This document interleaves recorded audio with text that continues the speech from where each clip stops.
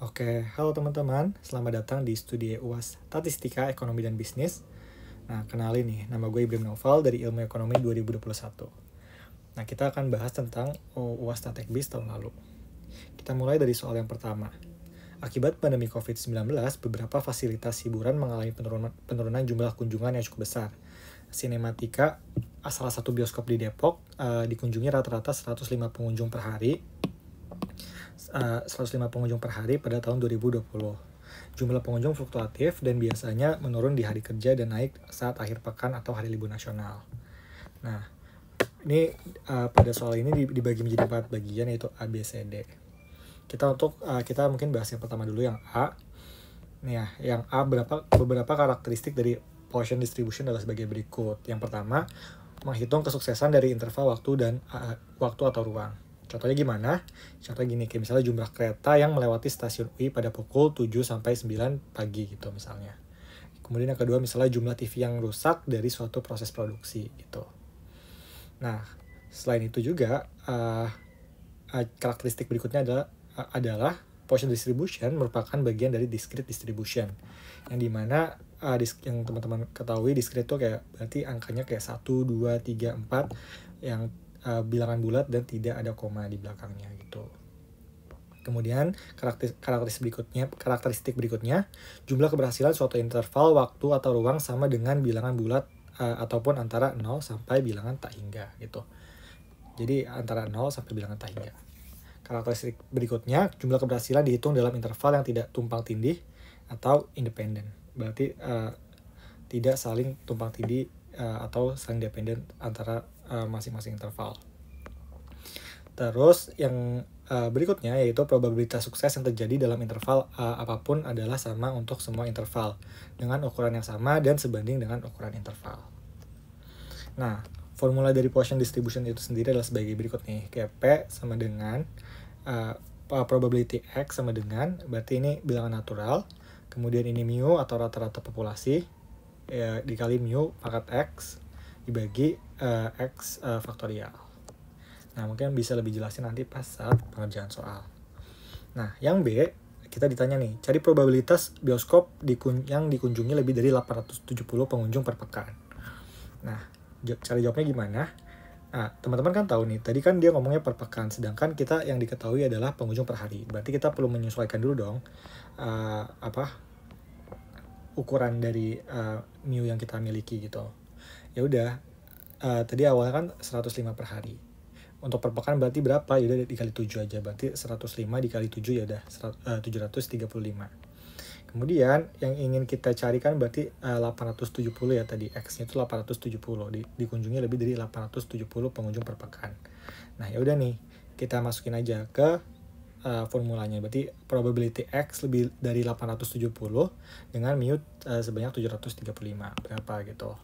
Nah, teman-teman kan tahu nih, misalnya kalau untuk kita mencari probability itu berarti kalau misalnya 870, 871 dan seterusnya, berarti kan itu sampai tak hingga kan, dan itu agak tidak mungkin untuk kita mencarinya. Nah, oleh karena itu kita rubah nih formula ini menjadi formula ini, kita inversekan jadi 1 min probability dari X kurang dari 870. Jadi kayak udah 1 min probability X 870 tambah 869 sampai probability X sama dengan 0. Nah ya, ini mungkin agak kurang relate mungkin kalau misalnya nanti teman-teman ujian offline kayaknya ya. Soalnya ini agak banyak dan ini kita pakai Excel waktu itu kan. Nah, ya udah dimasukin rumusnya satu-satu dah. Dari probability X 870 berapa? Ya udah berapa? Ini kan berarti kita masukin aja tadi mu-nya kan 735. Udah pangkat minus 735 dikali 735 pangkat 870 dibagi 870 faktorial dan seterusnya sampai probability 0. Nah, setelah dicari menggunakan Excel dan segala macamnya, kita mendapatkan angka 0,999. Nah, ya udah tinggal dikurangin 1 kurang 0,99. Nah, itu sebenarnya 0,0000 berapa, jadi tapi kita bulatkan menjadi 0. Nah, berarti kesimpulannya apa? Probability ketika pengunjung lebih dari 870 per pekan adalah mendekati 0. atau tidak, hampir tidak mungkin gitu. Nah, lanjut lagi nih soal yang C. Cari probabilitas bioskop yang dikunjungi lebih dari 75 pengunjung tetapi kurang dari 90 pengunjung per hari. Nah, gimana jawabnya? Nah, kita definisiin dulu nih. Kan probability 75 X lebih dari 75 tapi kurang dari 90. Berarti kan bentuknya kayak gini kan. Dengan per hari, ya udah per hari berarti kita nggak perlu kaliin lagi per pekan dan segala macamnya, ya udah kita pakai per hari aja 105. Nah, tapi ya udah ini kan yang satu itu adalah lebih dari, yang satu berarti kurang dari kan. Nah, gimana caranya kita bisa menyesuaikan? Ya udah kita kita coba gambarin timelinenya aja. Berarti kan kita mau nyari antara 75 sampai 90. Nah, ya udah berarti sama aja dong kalau misalnya kita nyari dari 90 sampai 0, kita kurangin dari 75 sampai 0. Nah, berarti sisanya kan berarti ini kan yang ada yang hasilnya tuh berarti yang di sini kan untuk pencariannya gitu. Nah, ya udah kita bisa masukin aja rumusnya. Probability 75 X lebih dari 75 dan kurang dari 90 dengan mu sama dengan 105. Ya, ini bentuknya ini kayak gini. Probability X kurang dari 90 kurang dari probability X kurang dari sama dengan 75. Ya. Nah, kenapa kurang dari sama dengan? Berarti kan 75 sampai 90. Berarti 75-nya nggak ikut kan. Nah, berarti kita perlu kurangin juga 75-nya. Nah, terus ya udah nih, kita masukin aja ke rumus berikutnya. Kan kita udah nih, berarti sama aja kita nganggep probability X 89 tambah probability X 87 ditambah sampai probability X 0 dikurangi probability X sama dengan 75 sampai probability X 0 gitu. Nah, berdasarkan perhitungan dari Excel juga dapat nih angkanya 0,06231 dikurangin 0,00128. Hasilnya adalah 0,06103. Nah, jadi kesimpulannya apa? Jadi probabilitas bioskop yang dikunjungi lebih dari 75 tetapi kurang dari 90 per hari adalah 0,06103 atau 6,103%. Gitu. Nah, lanjut lagi ke soal yang D. Cari probabilitas bioskop dikunjungi paling sedikit 75 pengunjung per hari. Berarti kan paling sedikit 75 kan. Sorry. Nah, yaudah berarti probability X lebih dari 75 dengan mu 105 itu per hari. Ya udah sama kayak tadi, kita inversin dulu kan kalau misalnya kita mau nyari yang lebih dari. Jadi 1 kurang probability X kurang dari 75 dengan mu sama dengan 105. Ya udah sama dengan 1 kurang probability X 74 sampai probability X 0 gitu. Nah, balik lagi terus kita masukin aja rumusnya satu-satu. Sampai probability X 0 1 min. Terus jangan lupa kalau udah ketemu hasilnya itu minus, nanti 1 kurang minus dari hasil ini. Nah, ya udah ini kan hasilnya. Kita udah dapat pakai Excel 0,00899 117 gitu. Ya kita. Jadi 1 kurang 0,0089117. Nah, hasilnya adalah berikut 0,9910888 atau 99,910%. Jadi, probabilitas bioskop yang dikunjungi paling sedikit 75 per hari adalah 0,9910883 atau 99,910%. Gitu. Nah, oke teman-teman, nah lanjut nih di soal yang kedua. Produsen mobil listrik Tesla berhasil menciptakan baterai lithium-ion berteknologi baru. Baterai ini diklaim lebih unggul dibanding baterai lithium-ion biasa yang digunakan oleh kebanyakan mobil listrik saat ini. Sebelum mematenkan hasil temuannya, Tesla melakukan pengujian terhadap daya tahan baterai dan menyatakan bahwa rata-rata baterai lithium-ion berteknologi baru tahan untuk pemakaian hingga jarak tempuh 1,6 juta kilometer. Dengan standar deviasi 0,15 juta kilometer. Diasumsikan daya tahan baterai lithium-ion berteknologi baru berdistribusi normal. Nah, berarti kita bahas tentang normal distribution. Untuk soal ini ada 5 sub soal yaitu A, B, C, D, E. Untuk soal yang A, jelaskan karakteristik dari distribusi normal dan parameter apa saja yang digunakan untuk mendeskripsikan sebuah distribusi normal. Nah, untuk karakteristik distribusi normal itu ada 3. Yang pertama, berbentuk bell-shape dan simetris dari rata-rata. Jadi bentuknya kayak gini, guys. Nah, artinya apa? Berarti artinya adalah mean itu sama dengan median sama dengan mode, yang menunjukkan central limit location. Yang kedua adalah asymptotic, di mana semakin Z atau X besar, maka probability mendekati 0, tetapi tidak akan pernah menyentuh sama dengan 0. Jadi kalau teman-teman tahu, kalau misalnya di kurva ini, berarti kayak dia akan terus ke bawah, tapi tidak akan menyentuh sumbu dari horizontalnya tadi. Nah, kemudian dijelaskan oleh 2 parameter. Nah, yaudah, tadi kan ditanya tentang parameter apa saja yang digunakan. Nah, yaudah, yang digunakan adalah mean populasi yang menggambarkan central limit location dan variance populasi yang menunjukkan dispersion. Nah, lanjut kita soal berikutnya, yaitu soal yang ke B. Berapakah probabilitas baterai lithium ion berteknologi baru akan bertahan untuk jarak tempuh paling jauh 2 juta kilometer? Nah, ya udah nih, kita definisiin dulu. Tadi kan kita udah nemuin nih. Mu-nya berarti berapa? Mu-nya 1,6 juta. Terus standar deviasinya 0,15 juta kilometer. Nah, udah kita catat dulu. Terus kita ditanya paling jauh 2 juta kilometer.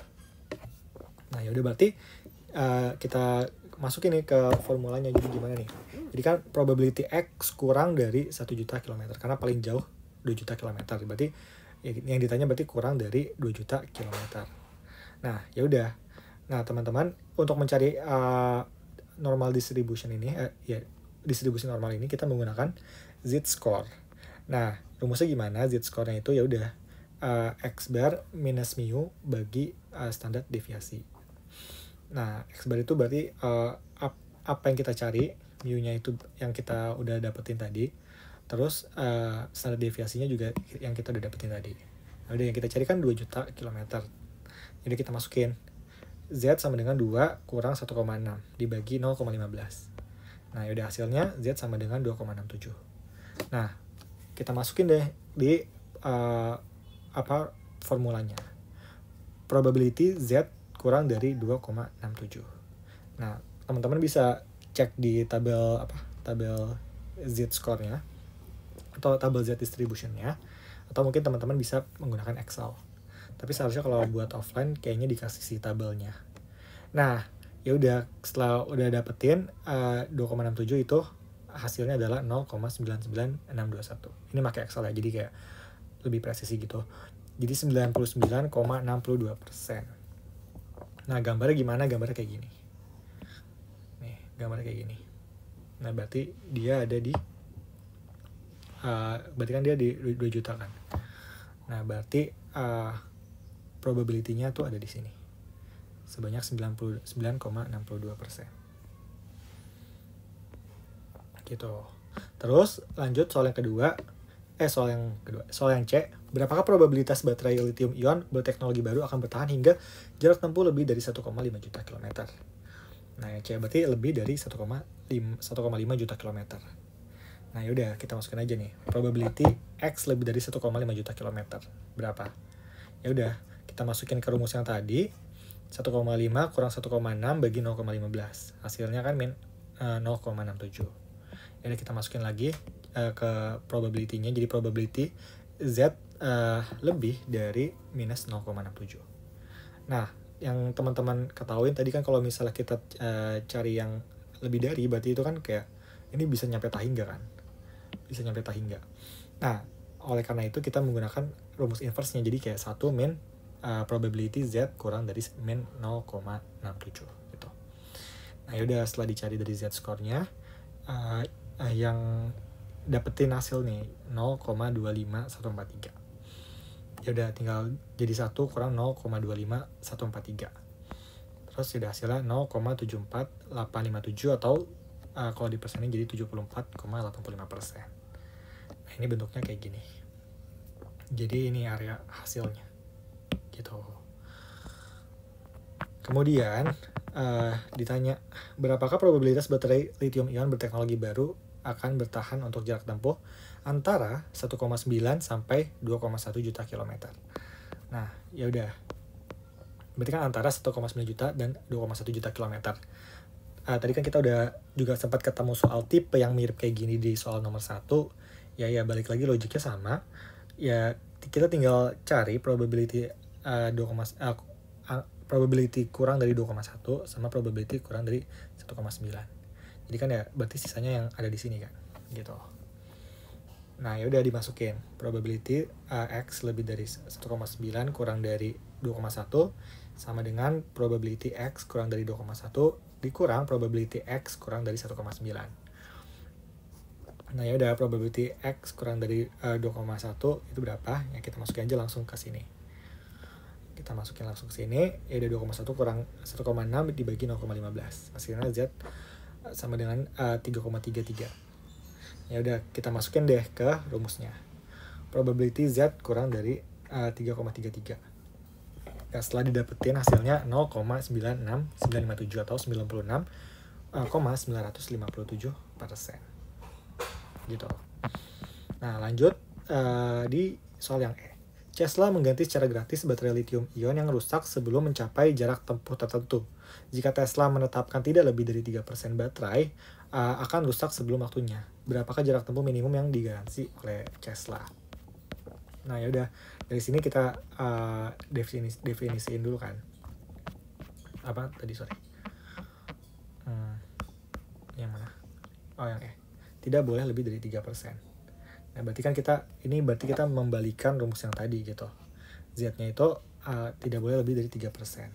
Z kurang dari, misalnya ini kita mau nyari yang ini kan. Nah, kurang dari 3%. Nah, 0,3 itu di Z score itu berapa? Nah, itu min 1,88. Nah, berarti Z0-nya itu min 1,88. Nah, kita masukin ke rumusnya. Berarti kan kita udah ketemu kan min 1,88. Min 1,88 itu sama dengan berarti kita nyari X barnya min 1,6 juta dibagi 0,15 juta. Ya, dari soal tadi tuh kita nyari X bar ya tadi. Terus ya udah kita kali silang aja dari 0,15 kali min 1,88 sama dengan X bar min 1,6. Terus hasil ya udah min 0,28212 sama dengan X bar min 1,6. Nah, ya udah di pertambahan biasa pindah ruas. Jadi X bar sama dengan 1,318 juta kilometer. Atau mungkin kalau dibulatin jadi 1,32. Nah, jadi jarak tempuh minimum yang digaransi oleh Tesla adalah 1,32 juta kilometer. Nah, gitu. Untuk yang nomor 2. Oke, teman-teman lanjut ke soal nomor 3. Hasil penelitian menunjukkan bahwa secara umum rata-rata konsumsi gula harian per orang sebesar 48 gram dengan standar deviasi 10 gram. Sementara itu, diketahui pula bahwa batas aman konsumsi gula per orang per hari yang dianjurkan adalah sebesar 50 gram gula. Seorang ahli gizi melakukan penelitian terhadap 50 orang responden di daerah Cacaca dan ingin mengetahui, nah ini ada 3 sub soal. Yang pertama, yang A, probabilitas mendapatkan rata-rata konsumsi gula melebihi batas aman konsumsi per orang per hari. Nah, kita langsung aja nih. Jadi kita cari dulu apa sih yang diketahui. Berarti kan ya udah ini kita udah ketemu kan rata-rata konsumsi gula harian per orang sebesar 48 gram. Terus standar deviasinya yaitu 10 gram. Nah, sementara itu diketahui pula bahwa batas aman konsumsi gula per orang per hari yang dianjurkan itu sebesar 50 gram gula gitu. Nah, yaudah itu berarti kan kita ingin mencari nih probabilitas berapa rata-rata konsumsi melebihi batas aman konsumsi per orang per hari, kan berarti X bar lebih dari 50 gram. Nah, kita di soal ini juga kita diketahui juga responden dari daerah Cacaca itu sebanyak 50. Nah, nggak berbeda dengan tadi dengan rumus yang sebelumnya, kita tuh perlu menyesuaikan karena kita menggunakan random sampling gitu. Nah, jadi kita harus menyesuaikan si standar errornya gitu. Jadi standar deviasi bagi akar dari n. Nah, jadi perlu disesuaikan, kita tinggal bagi aja standar deviasi kita dengan sampel atau orang yang jadi respondennya itu n-nya itu 50. Nah, yaudah, nggak susah juga, sama kayak yang tadi kan, berarti kita ingin mencari X lebih dari 50 gram kan. Nah, yaudah, 50 kurang 48 dibagi 1,41. Nah, hasilnya ini Z 1,41 itu dari mana? Ya udah, dari 10 bagi akar 50. 10 bagi akar 50. Nah, hasilnya adalah 1,41. Nah, ya udah, hasilnya berarti 50 kurang 48 dibagi 1,41 atau 2 bagi 1,41, hasilnya 1,42. Nah, yaudah, kita masukin aja ke rumusnya. Kita cari aja tinggal probability Z lebih dari 1,42. Nah, balik lagi kayak tadi, kalau misalnya lebih dari, kita menggunakan rumus inverse-nya. Jadi probability Z lebih dari 1,42 itu sama dengan 1 min probability Z kurang dari 1,42. Nah, yaudah, udah ketemu hasilnya, yaitu 0,9220. Yaudah, kita tinggal 1 kurang 0,9220. Nah, hasilnya berapa? 0,07780 atau 7,78%. Nah, kalau digambarin kayak gini bentuknya. Jadi probabilitas dengan rata-rata konsumsi gula melebihi batas aman konsumsi per hari adalah 7,8%. Jadi berarti kan ini setelah 50 kan, berarti ini daerah hasilnya. Oke, lanjut soal yang kedua. Pada suatu hari pemerintah melakukan edukasi tentang dampak konsumsi gula berlebih dan diyakini rata-rata konsumsi gula harian per orang turun menjadi 47 gram dengan standar deviasi 12 gram. Sekitar 1 bulan kemudian, ahli gizi kembali melakukan penelitian terhadap responden yang sama setelah program edukasi tersebut. Dengan informasi baru, berapakah probabilitas rata-rata konsumsi gula yang melebihi batas aman konsumsi? Nah, ya udah, berarti kan itu ada perubahan kan? Jadi mu-nya berubah dari 48 gram menjadi 47 gram. Terus standar deviasinya juga turun, naik jadi 12 gram. Nah, ya udah, berarti kita tulis dulu mu-nya berubah jadi 47 gram, standar deviasinya berubah jadi 12 gram. Nah, ya udah, probability kita jadikan yang berarti yang dijadikan sama kan, berarti berapa probabilitas rata-rata konsumsi gula yang melebihi batas aman konsumsi. Ya, sama aja kayak soal sebelumnya, cuma tinggal kita rubah variabel yang berubahnya atau parameter yang berubahnya. Nah, ya udah, berarti kan yang berubah tadi 50-nya sama dikurang 47 terus dibagi standar deviasinya kan, berarti udah berubah jadi 12 dibagi akar 50. Nah, hasilnya 1,77 gram. Nah, itu tinggal dimasukin deh probability Z lebih dari 177 gram sama kayak tadi, jadi di inverse rumusnya. Terus hasilnya ini ketemu 0,96164. Terus jadi 1 kurang 0,96164 dan hasilnya 0,03836 atau 3,836%. Nah, ini gambarnya nih, gambar barunya. Jadi dengan informasi baru, probabilitas gula yang melebihi batas aman konsumsi adalah 3,83%. Terus yang C ditanya, jelaskan hubungan antara ukuran sampel dan distribusinya yang disebutkan dalam central limit theorem. Nah, ya udah, dalam populasi X, kita jawab aja kayak gini. Dalam populasi X dengan expected value mu dan standar deviasi sampling distribution dari X bar akan seperti distribusi normal jika besar jumlah sampel N cukup besar, di mana N itu lebih dari 30 dan dari situ kita bisa lihat, kita bisa aplikasikan central limit theorem sebab jumlah sampel itu 50, udah lebih dari 30, yang menandakan bahwasanya itu bisa mengikuti distribusi normal. Itu untuk yang nomor 3. Oke teman-teman, kita lanjut ke soal nomor 4. Suatu mesin yang diprogramkan untuk mengemas beras seberat 5 kg sedang diuji ketepatannya. Dalam suatu sampel acak sebanyak 36 kemasan beras, berat rata-rata isi kemasan adalah 5,08 gram.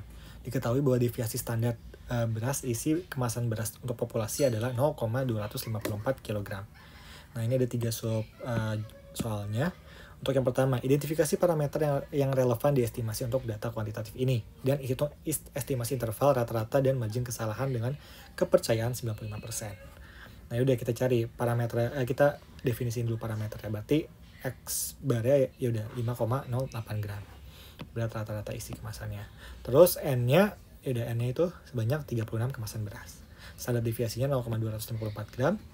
Nah, terus ya udah dia ngomong margin kesalahan dengan kepercayaan 90%. Berarti tingkat kepercayaannya 95%.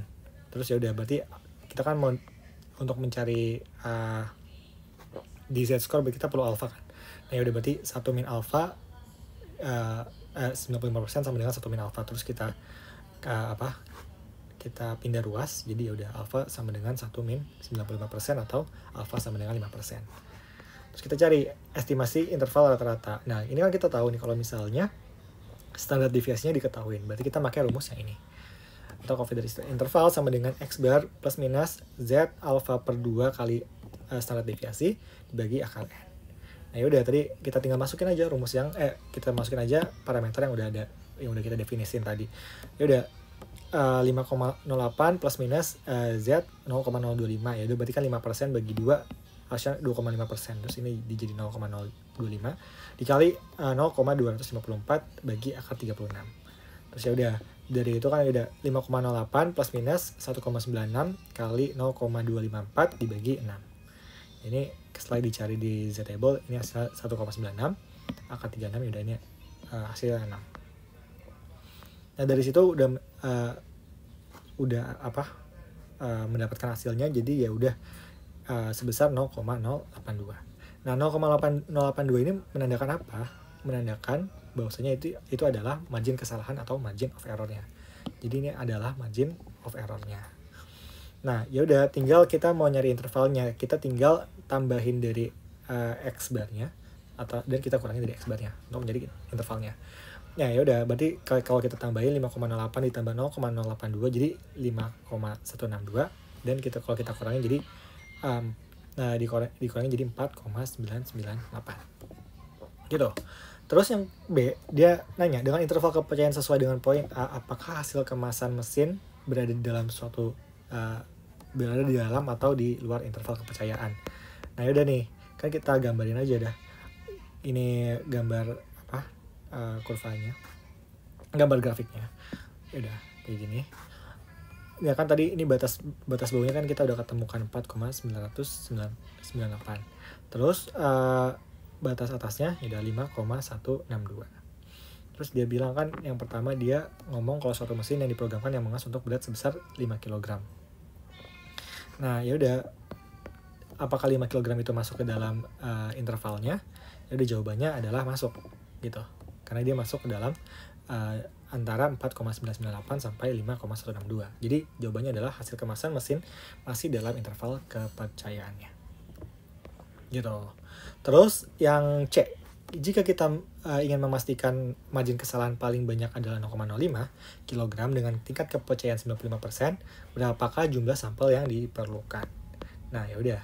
Kita cari dulu nih. Tadi kan ngomong tingkat margin kesalahannya atau margin of error atau D itu sama dengan 0,05. Terus confidence levels-nya itu 95%, berarti alfanya yang seperti tadi juga alfanya 5%. Z alfa bagi 2-nya ya udah sama kayak tadi juga, Z sama Z 2,5% sama dengan 1,96 dan standar deviasinya 0,254. Nah, ya udah kita cari N-nya dulu nih.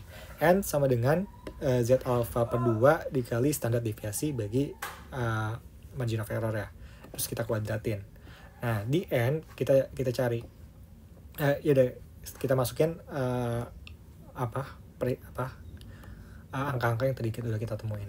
1,96 kali 0,254 terus dibagi 0,05. Nah, setelah udah jadi jawabannya adalah 9,956 dipangkatin 2. Nah, hasilnya adalah 99,137. Atau kita buletin jadi 100 orang. Nah, jadi kesimpulannya jumlah sampel yang diperlukan adalah sebanyak 100 orang. Gitu. Untuk yang nomor 4. Oke, halo teman-teman, kita lanjut ke soal nomor 5 atau soal terakhir. Hasil sensus penduduk tahun 2020 atau SP 2020 menunjukkan bahwa 40% penduduk DKI Jakarta merupakan migran seumur hidup atau lifetime migrants, yaitu penduduk DKI Jakarta yang lain di luar provinsi DKI Jakarta. Rini, seorang mahasiswa melakukan penelitian pada 250 responden pedagang kaki lima di DKI Jakarta untuk penulisan tugas akhirnya. Hasil survei ini memperlihatkan bahwa 102 respondennya bukan kelahiran provinsi DKI Jakarta. Nah, ada 4 sub soal. Yang pertama yang A, buatlah pernyataan hipotesis bahwa data hasil survei ini tidak berbeda dengan hasil survei atau sensus penduduk 2020. Ya udah gampang ya, tinggal bilang. Yang A, peneliti percaya bahwa proporsi lifetime migrants di Jakarta sesuai dengan hasil sensus penduduk 2020 berdasarkan penelitian surveinya. Tinggal tulis gitu aja. Kemudian lanjut yang kedua, yang B, lakukan pengujian hipotesis pada taraf keyakinan atau confidence level 95% yang menyatakan bahwa tidak ada perbedaan antara data hasil survei ini dengan hasil sensus penduduk 2020. Catatan, jawablah pertanyaan ini dengan menggunakan prosedur yang minimal berisi desain hipotesis, kriteria penolakan, statistik uji, dan kesimpulan. Nah yaudah, berarti kita buat desain hipotesisnya dulu. Nah, desain hipotesisnya ada sebagai berikut nih. Berarti kan ya udah, apakah dia sesuai sama berarti kan H0-nya berarti probability proporsinya sama dengan 40% kan. Nah, atau HA-nya alternatifnya itu tidak sama dengan 40%. Nah, ya udah dari situ kita langsung masukin aja ke statistik uji kan. Z-statnya. Nah, kita menggunakan fungsi proportion karena kita yang diketahui adalah dari proporsinya yaitu 40%. Nah yaudah, kan kita tahu nih P-barnya nih kan 102 dibagi 250 kan. Tadinya 102 responden dibagi 250 responden. Jadi kayak udah 102 dibagi 250, ntar hasilkan persentase kan. Dikurang P-nya kan 40%, proporsinya 40%, dibagi akar dari 40% kali 60% dibagi responden keseluruhannya yaitu 250. Nah udah 0,08 setelah di hasil menggunakan kalkulator 0,08 dibagi 0,03. Nah hasilnya adalah 0,26 sekian. Jadi di tanda sama dengannya bentuk kayak gini. Terus kemudian kita cari kriteria penolakannya atau Z-grade-nya. Ya udah berarti kan Z-grade biasa, pakai yang biasa yaitu plus minus karena ini sama dengan ya. Ya udah plus minus Z alfanya tadi kan 5% ya. Oh ya, confidence intervalnya karena CI-nya sama dengan 95%. Berarti alfanya kan berarti 1 min CI kan. Sama dengan alfanya sama dengan 5% gitu. Nah, ya udah. Kita cari Z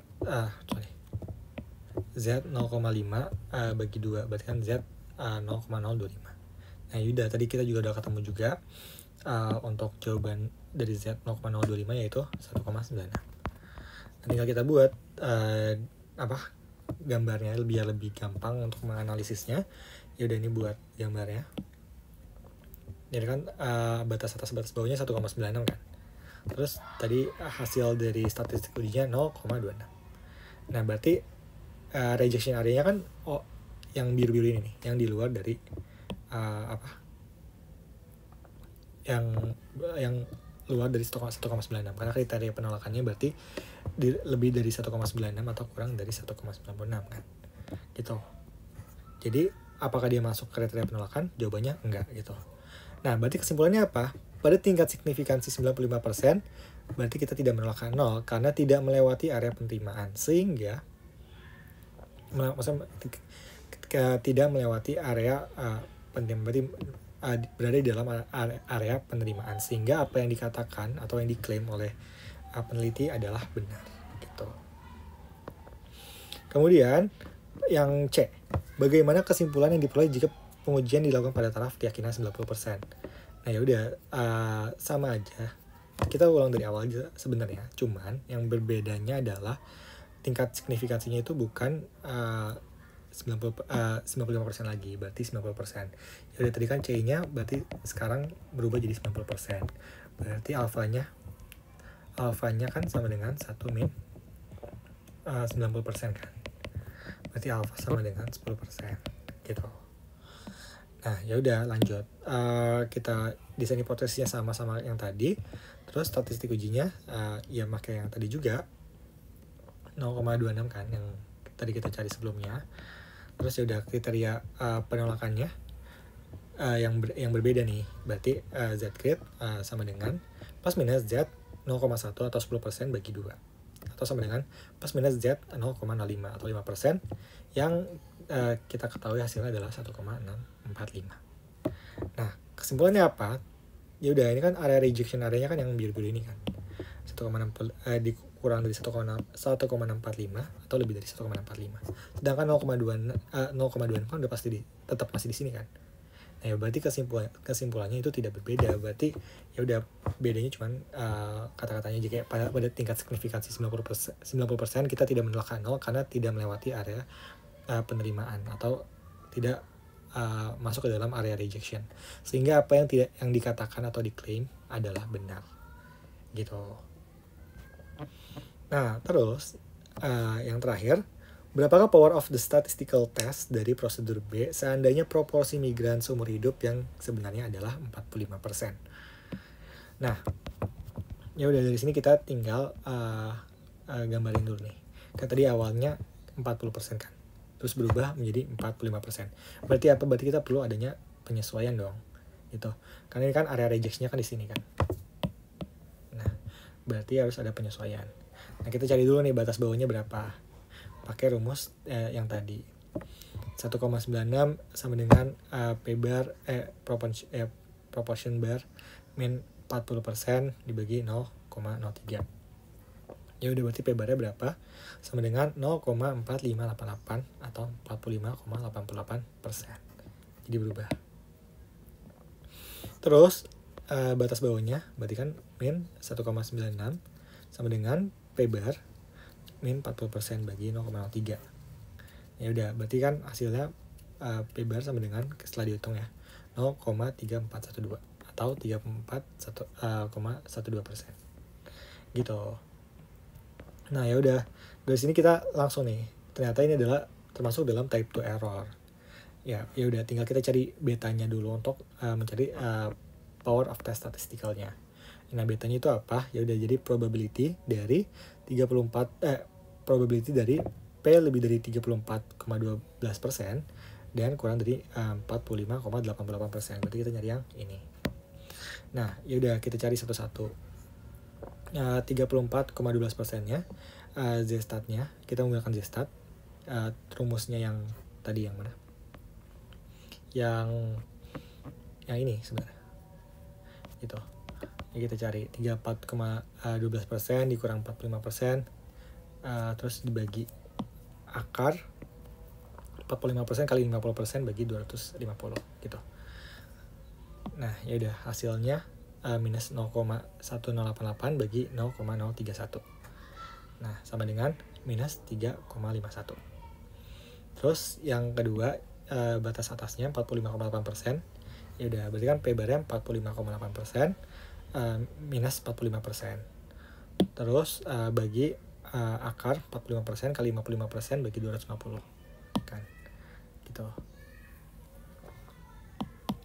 Terus ya udah, hasilnya 0,08 bagi 0,031. Nah, setelah dibagi hasil akhirnya adalah 0,26. Nah, dari situ kita nyari B-nya nih.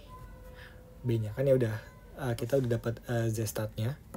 Yang pertama minus 3,51, yang kedua 0,26. Gitu.